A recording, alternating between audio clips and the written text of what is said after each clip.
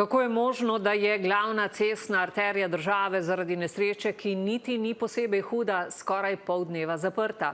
To vprašanje, ki še vedno odmeva po včerajšnjem kaosu na primorski avtocesti. Na Darsu vsaj del odgovornosti prelagajo na veterinarsko inšpekcijo, ki jo morajo poklicati v primeru razsutega živalskega tovora, čakali pa so jo več ur.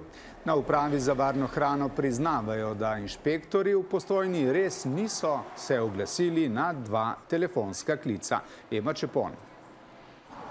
Ves gnev so vozniki, nervozni in utrujeni od stanja v večkilometrski koloni, včeraj uperili proti upravljavcu naših avtocest. Katastrofa.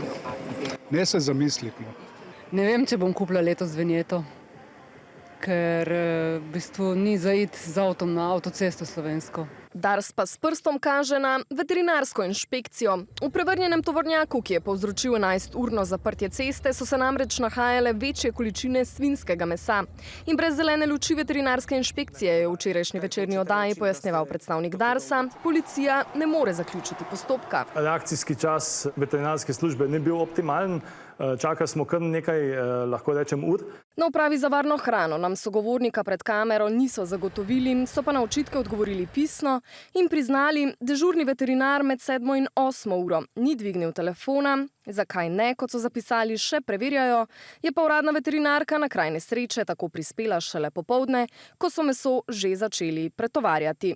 Je pa res, da smo v tem vmesnem času, namreč ko se je nesreča zgodila, je bila poleg poškodovane ograje na samem kraju nesreče podrto še približno 3 km betonske varnostne ograje, ki loči smerni vozišči.